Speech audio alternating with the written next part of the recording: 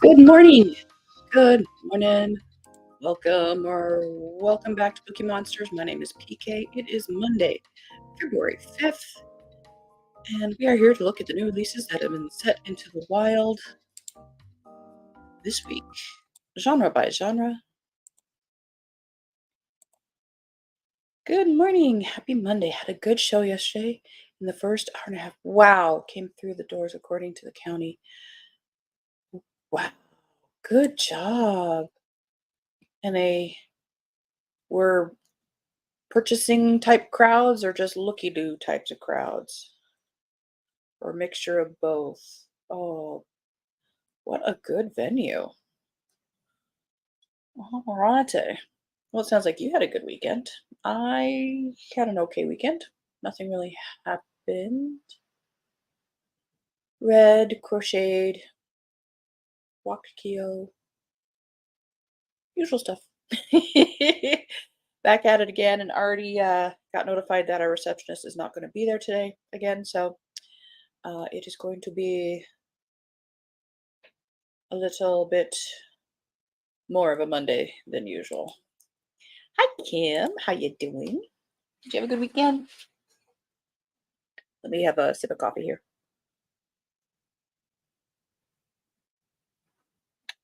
Or a slurp. All right. Well, while packing up a drops. Oh, no. Oh, no. I'm so sorry. You have it elevated? That's no fun. And Mary says, good morning, Kim. Good morning, Annalise. How you doing? Are you having a good day? A good February 5th? Let's see, quick announcements. No sprints tonight. Next sprints I have are tomorrow evening at 6:05 Mountain Time, 8:05 Eastern.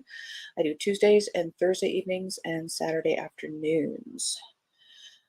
But elevated nice. Good job. Good job. All right, let me get rid of this banner. We are here to look at Cozy Mysteries.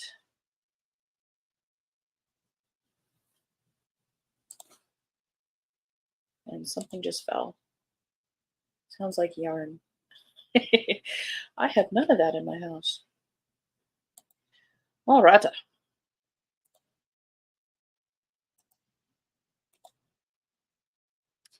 Page not found.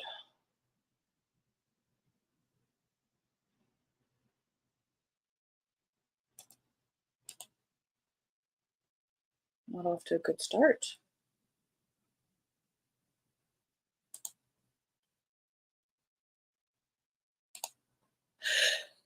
Excuse me. Boo. Well, we won't look at that one. A Quiche Before Dying by Joanne Pence.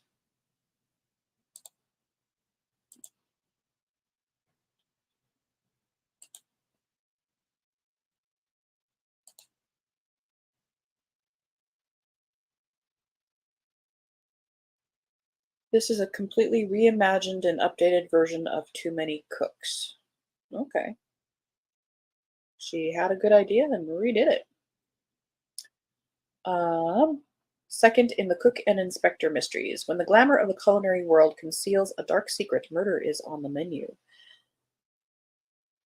Angie Amalfi is ecstatic when she lands a job on a pompous chef's call-in radio show, believing she'll whisk her way to stardom. But the murder of a popular restaurant owner sends shockwaves through the city's elite dining scene. Angie knows this world and leaps fork first into the mystery, inadvertently complicating the investigation of the man who has stolen her heart, homicide inspector Pavo Smith. As the body count rises, the dangers increase in a shadowy underworld where money, power, and illicit film producers stir the pot. Oblivious to the simmering peril, Angie soon finds herself in the middle of a deadly stew, where not only her new job, but her budding relationship with Pavo face being poisoned into extinction. Will she and Pavo navigate the twists and turns, saving not just their lives, but also the fragile bond forming between them? Or are they doomed to be the next deadly course? Well, seeing that they're 203, I bet they do it. The Fairy Portal Puzzle.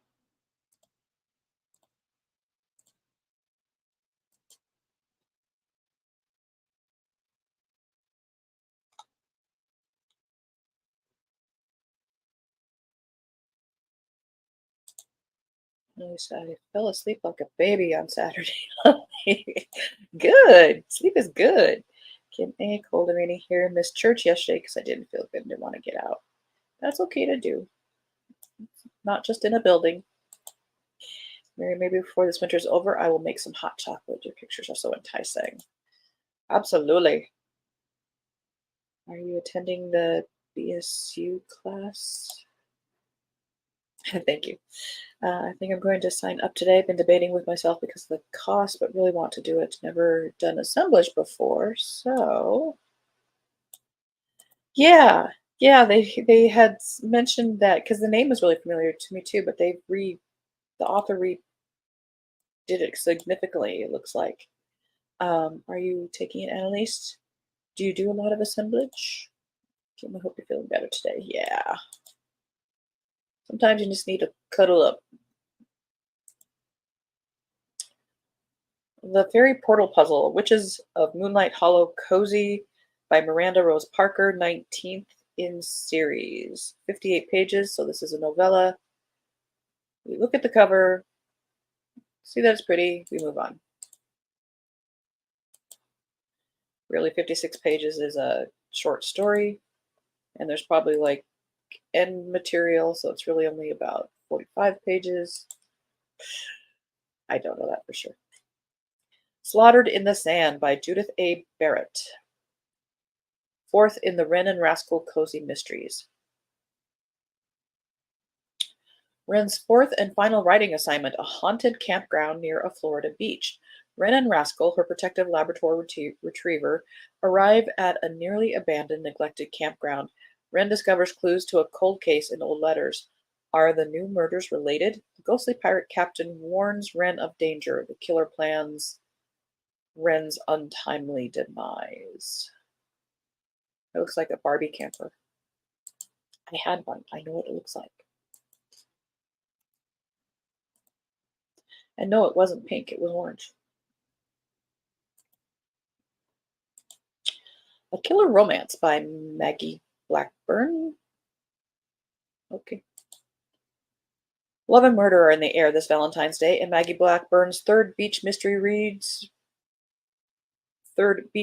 mystery, perfect for fans of blah blah blah. When Beach Reads Bookshop hosts a Valentine's Day event, and if you're looking for something seasonal, Romance by the Sea, bookseller Summer Merriweather has no idea that the guest author is under investigation for her own husband's murder. When that same author is found dead at the local bed and breakfast, nobody assumes it's natural causes. There were plenty of people who wanted her dead.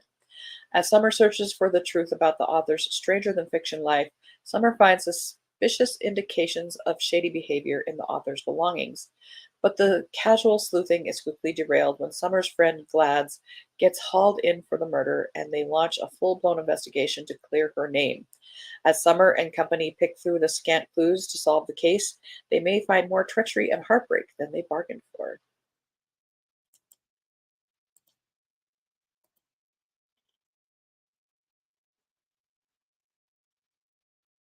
Can't do that one.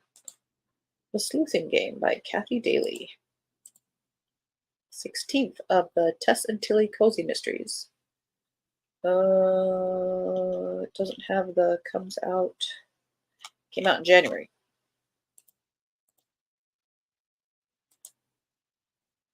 Coming soon. What does that mean? I know what it means, but it says February 6th. And it has a better cover. Library Spirits by Alice Duncan, 19th of the Daisy Gum Majesty Mysteries. A young woman's body discovered in the library gazebo, Lou Prophet accused in Library Spirits, etc. 1926, Pasadena, California. When Daisy's old nemesis, Stacy Kincaid, is found murdered in the Pasadena Public Library's gazebo, suspicion is cast upon the one-legged Lou Prophet, former bounty hunter, current curmudgeon, and reluctant Pasadena citizen. Daisy, who has had remarkable success in the kitchen considering her loathing of cookery, begins to have problems. Things burn in seconds, pots run dry, and she fears losing her mind, perhaps due to the early stages of her pregnancy. Odd things happen in the library, too, which puzzle and distress Daisy's friend, librarian Regina Browning. But the problems mount when the real murderer steals a car, resulting in another death and demise of a Hispano Suiza. No.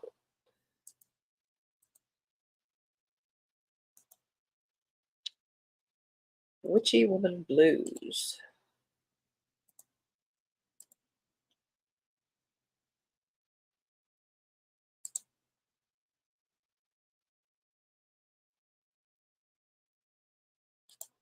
Yeah, I just think it's three really cool and different projects, and it's nice to attend stuff too. I have treated myself to the full pack as it is my 50th birthday and I deserve it. You do deserve it. Is it your birthday today? Happy birthday. Kisses. My Barbie camper was orange as well. See? We know. Mary, yes, you do, Annalise. I want to get the kit too, so I better get busy and sign up. Yeah, do that. I heard you say the kits are worth it. I get what I need to. Very cool. On the 24th? Oh, okay. Happy early birthday.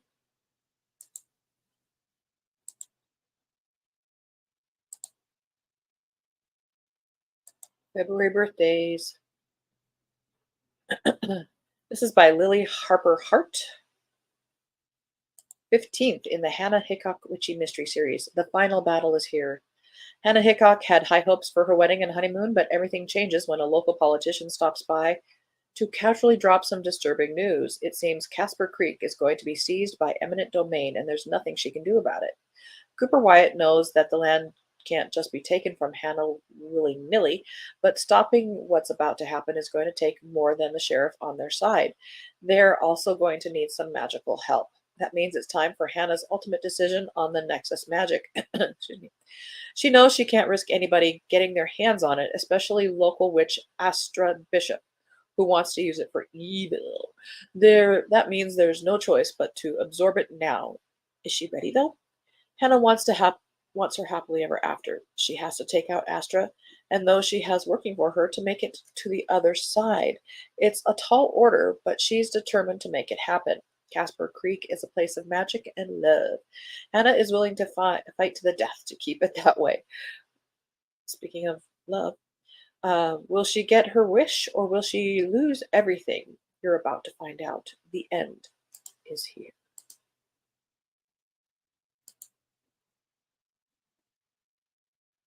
And then it looks like it's a compilation of books 13 through 15 by the same author. Murder, She Meowed by Ruth J. Hartman. Second in the Bookshop Kitties Mysteries. Children's book author Christy Bailey is thrilled that her Aunt Betty is finally marrying the man of her dreams.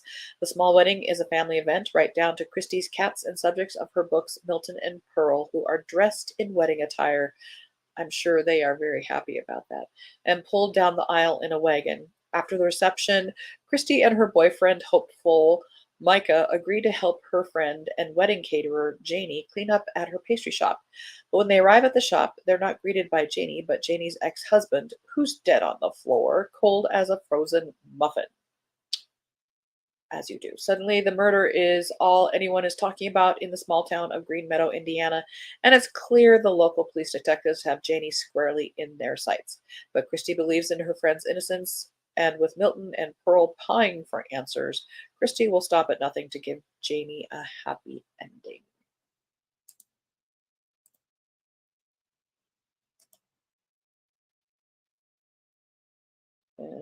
Not able to click on that one. Sourdough and Cyanide.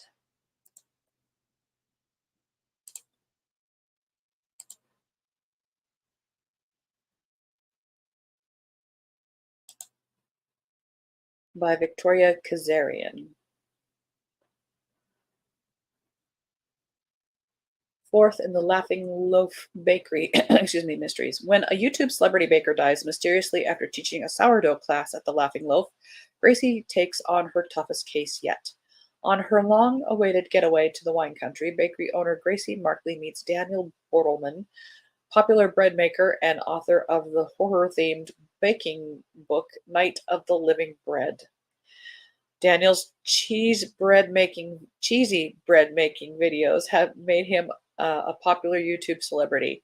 Gracie invites him to teach a sourdough class and film one of his videos at the Laughing Loaf Bakery, not knowing his arrival will bring yet another murder to the town of River Grove. Gracie reconnects with her estranged best friend to investigate while she tries to figure out how much her boyfriend knows about her witness protection status.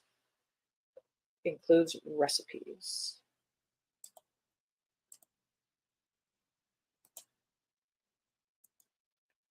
Murder in the Montmartre by Susan Kiernan Lewis. 24th in the Maggie Newberry Mystery Series. Make new friends but kill the old. Oh my. Reunions are great, especially if everyone makes it home alive. After 20 years living in France, Maggie's proud of her language skills and her ability to adapt to a foreign culture. So when four women from her Atlanta high school invite her to get together for a mini reunion in Paris, Maggie can't wait to show them how she's changed. Unfortunately, after 2 awkward days and a miserable Seine River tour, Maggie realizes what she should have remembered. 3 of the 4 girls were never really nice to her in high school, and the fourth one didn't know she existed. Everything changes dramatically, however, when on the morning that Maggie decides to leave early, one of her friends is found brutally murdered in her hotel room. The police suspect the killer is one of the 4 surviving friends, with Maggie's name topping the list. Determined to prove her innocence, Maggie plunged into the secret pockets and hidden quarters of Montmartre and the non-touristy parts around the Sacre to find out the truth. In the process, she discovers that each of her friends had reasons for wanting Christie dead.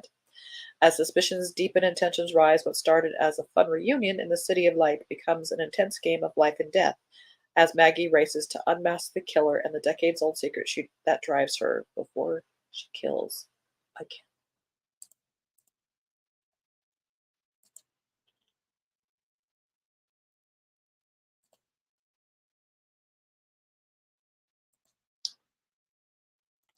Wonder if clicking on that would help. No. A Pie to Die For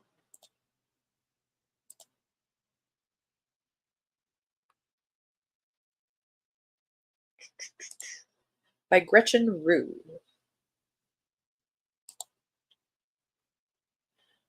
Estee March runs the family-owned Lucky Pie Diner on Split Pine Island in northern Michigan. The pies at Lucky Pie aren't just good, they're magical, with a family recipe that grants certain customers their greatest hopes and dreams when they eat the pie. The remote island is closed to outsiders over the winter months, but on the last day of the season, the unpopular new produce vendor, Jeff, turns up dead on his boat, and Split Pine Island's peace goes up in smoke. Tom Cunningham, the local sheriff, casts suspicions onto Estee, who may have been the last person to see Jess alive. Not to mention several people witnessed her getting into an argument with the rude vendor in some of his final hours.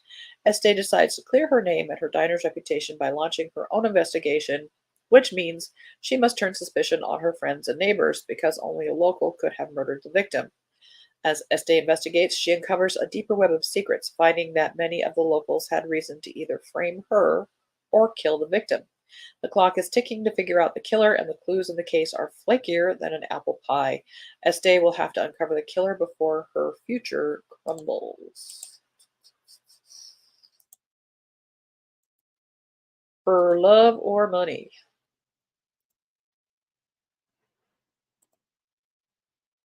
by Sophie Ryan, 11th in the Second Chance Cat Mysteries. Sarah Grayson is taking a break from her bustling secondhand shop in small town Maine to spend time with a friend and her dog. But their perfect visit comes to an end when the dog leads them to a storm cellar on a nearby property where they discover a dead body. The deceased turns out to be a sticky fingered financial advisor who swindled millions from investors and who has been presumed dead for almost 3 years. Unfortunately, suspicion falls on the owner of the property where the body was found, and that owner is a good friend of Charlotte's Angels, the senior citizen sleuths who work out of Sarah's shop. It's all paws on deck as the Angels are determined to clear his good name. But with a tight lipped widow, a possibly shifty sister, and a slew of unhappy investors in the mix, the list of murder suspects seems endless. Sarah, Elvis, and the Angels have a lot of webs to untangle before they catch the culprit.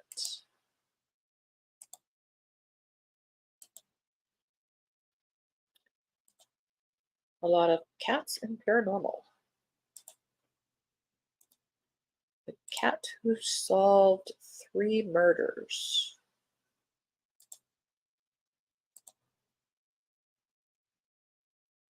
Uh-oh.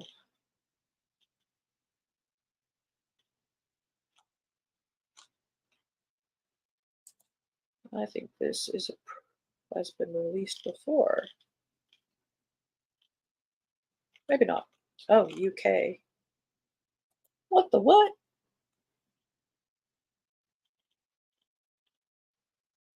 Yep, October. Oh, we are also detectives.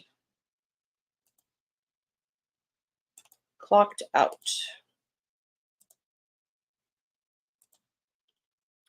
A Josie Posey mystery. Oh dear.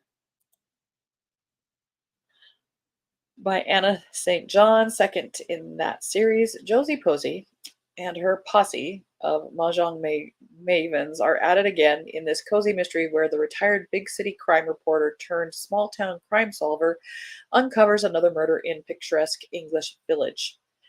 When the clockmaker's daughter returns home for a visit, reporter Josie Posey can we just say Josie, is assigned the task of interviewing the talented watch designer. That very afternoon, the young woman falls from a ladder while inventorying antique clocks. At first, Josie is certain the fall was an accident. Everyone loved Ella McGregor Benjamin, but Ella's deathbed statement is a mysterious riddle that can't be ignored. With her old English sheepdog Mo by her side and an ever growing list of suspects, Josie scrambles to identify the killer before anyone else gets hurt. The local police chief wants Josie to help solve the puzzle but stay out of his murder case. The editor of the Village Gazette wants an in-depth story for the next edition, and somebody wants Josie to stop asking questions. Deadlines loom. In this fast-paced roller coaster ride of a mystery, the clock is ticking as Josie vows to find the killer before time runs out. But time has run out for us.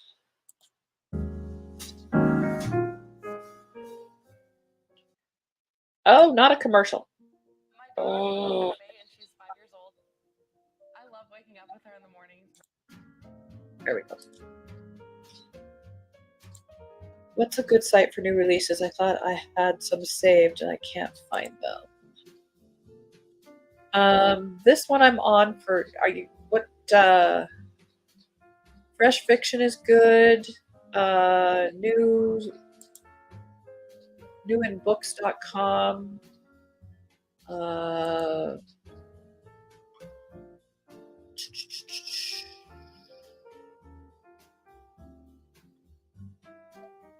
BookRiot.com does new ones, but they sort of are more agenda-ish. I do booktipper.com.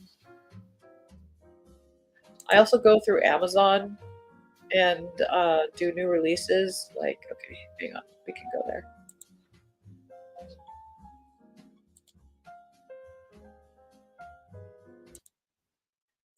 Let me turn down that music.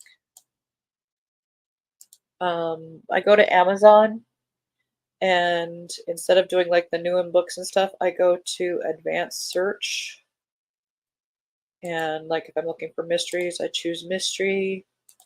I choose new.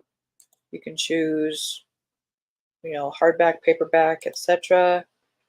Can't really do the ages because it doesn't really help you. You can choose language. And then you can do like during February 2024. And I usually just leave it as sort by features, which puts the bigger author names first. And then I just start scrolling.